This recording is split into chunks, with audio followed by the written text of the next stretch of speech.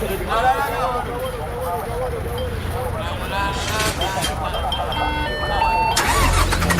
la place. C'est à vous on parle, non? Faites la place. C'est quelle manière de parler aux passagers comme ça?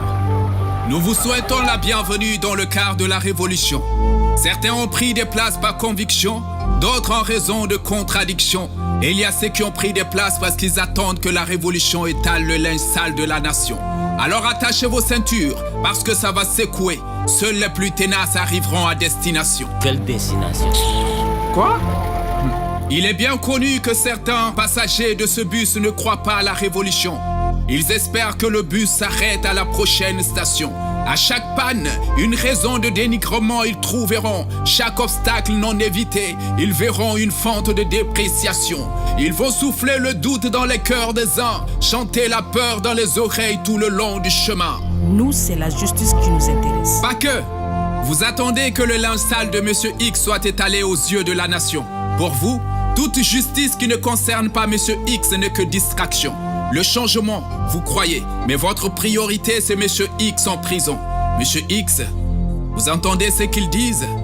L'horreur est humaine, la clémence est sahélienne. Vous avez là une belle occasion de présenter vos excuses aux yeux de la population. Et l'argent aussi, il nous doit de l'argent. Apparemment, dans le bus, il y a tout le monde. Je vois au fond des artistes, merci pour la musique. Je vois les griots et ceux qui crient haut. Il y a des influenceurs, des intègres, qui savent que toute information n'est pas bonne à partager, puisqu'il y a des vérités qui blessent, puisqu'elles ne guérissent. Les nostalgiques, vous avez perdu tous les privilèges. Vous estimez que ceux qui sont aux commandes renoncent à tout avantage. Je vois les acteurs de la société civile. Certains servent la révolution, d'autres leur ventre, et ceux qui jouent au double face. Je vous salue les sages. Merci de toujours appeler à la raison et à la réflexion. Non, il n'y a plus de place, il n'y a plus de place. Monsieur le conducteur, le bus est plein. C'est la première fois qu'on confie à un chauffeur autant de destin.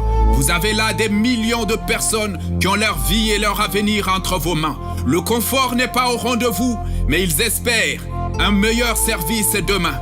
Regardez droit devant vous, évitez autant que vous pouvez les ornières. Surtout, n'oubliez pas ceux qui ont faim et qui sont derrière, qui vous acclament alors qu'ils ont faim. Longue vie à lui! Longue vie à lui.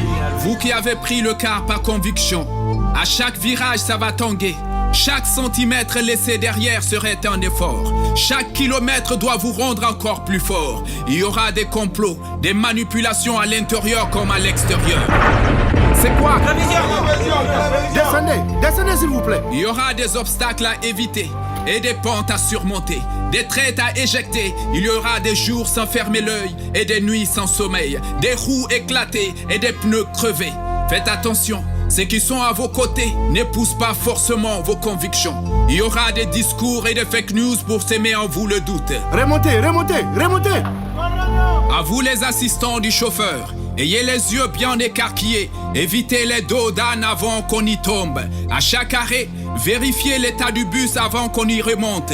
Tenez compte de chaque pleur et rire des passagers. Mettez les moyens qu'il faut pour que le bus arrive à destination. Ne t'en fais pas. J'ai regardé la révolution, elle m'a dit « Je vais laver ce pays comme on lave un pagne ».